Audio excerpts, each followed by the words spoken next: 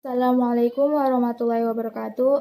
Saya Ratna Rohimah dari kelas 11A yang mempresentasikan tugas sejarah Indonesia yang diberikan oleh Ibu Ainur Rohmah tentang pertempuran di Bandung, pertempuran Margarana, dan juga peristiwa Worseling.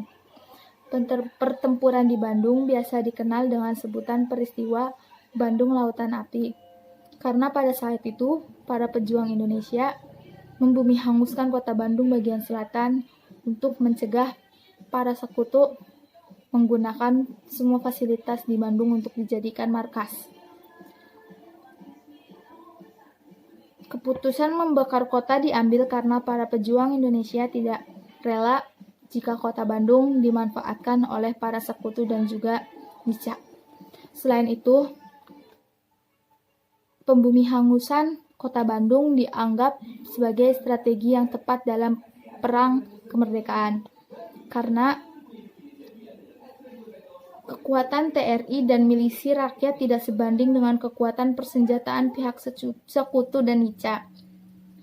Pada hari itu juga, rombongan penduduk di Bandung mengalir meninggalkan Bandung dan pada malam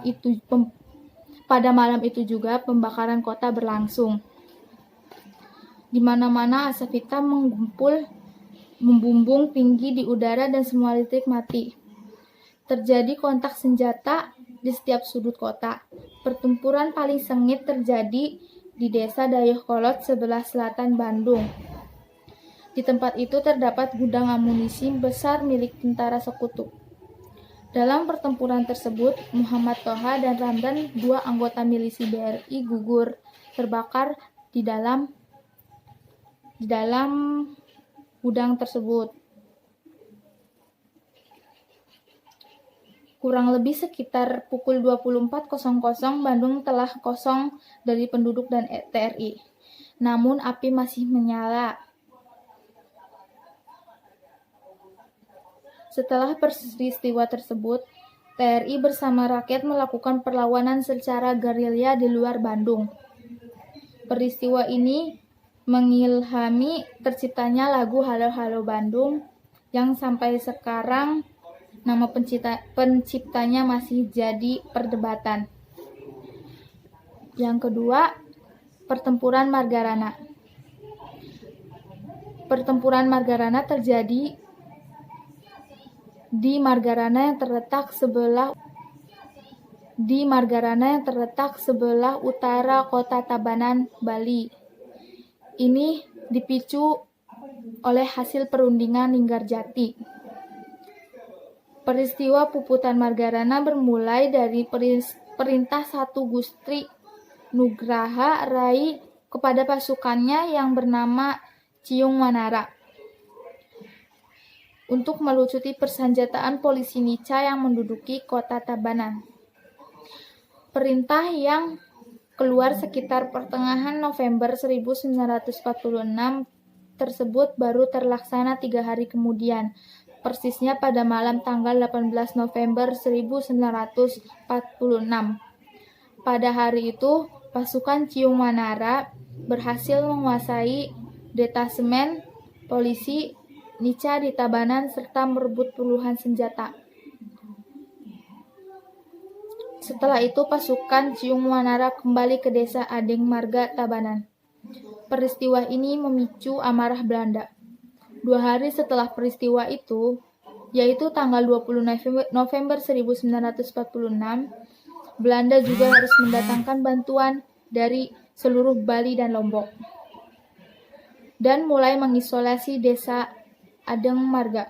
Konon, Belanda juga harus mendatangkan bantuan dari semua tentara yang berada di Bali dan Lombok ditambah dengan pesawat pengebom dari Makassar untuk menghadapi pasukan Ngurah Rai. Setelah matahari menyingsing sekitar pukul 9.00 sampai dengan jam 10 waktu Indonesia bagian tengah, pasukan Ciung Wanara baru sadar bahwa mereka dalam posisi terkepung oleh serdadu Belanda. Mereka memilih bertahan, dan aksi tembak-menembak tak terelakkan. Perang di Margarana ini juga terkenal dengan istilah Perang Puputan, yaitu perang yang dilakukan sampai dengan titik darah penghabisan. Kata puputan memiliki makna moral karena dalam ajaran agama Hindu, kematian seorang prajurit dalam kondisi seperti itu akan menjadi sebuah kehormatan bagi keluarganya. Setelah bertempur dan semangat pantang menyerah sampai titik darah penghabisan, Ngurah Rai dan 96 anggota pasukannya gugur. Di pihak sekutu, kurang 400 dirikan Tugu Pahlawan Taman Pujaan Bangsa.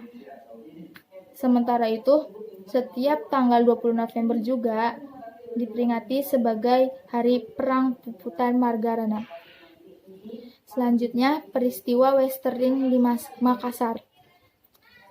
Misi utama Westerling menumpas pemberontakan para pejuang dan rakyat Makassar, Sulawesi Selatan, yang menentang pembentukan negara Indonesia Timur. Para pemuda seperti Ahmad Rifai, Pairsi, dan Robert Walter Menginsidi yang tergabung dalam PPNI mengangkat senjata. Mereka berhasil merebut tempat strategis yang dikuasai Nica. Selanjutnya, Walter Menginsidi, Ronggong Daeng, Romo, dan Makaraeng Daeng Jarung membentuk Laskar Pemberontakan Rakyat Indonesia Sulawesi dengan tujuan utama menggerakkan perlawanan rakyat terhadap Belanda. Untuk menumpas perlawanan rakyat Makassar, Westerling menerapkan metode Gestapo, suatu metode Gestapo yang diterapkan polisi rahasia Jerman yang terkenal kejamnya semasa Adolf Hitler. Pada masa Hitler, polisi rahasia Jerman menangkap dan membantai setiap orang yang mereka curigai sebagai musuh. Belanda melakukan tindakan mengerikan itu dari tanggal 7 sampai 25 Desember 1945. Dalam kurun waktu itu, sekitar 40.000 rakyat sipil yang tidak berdosa dibunuh pasukan Westerling. Menginsidi sendiri ditangkap Belanda pada 28 Februari 1947. Namun ia berhasil kabur pada tanggal 27 Oktober 1947. Belanda menangkapnya kembali dan kali ini Belanda menjatuhkan hukuman mati kepadanya. Menginsidi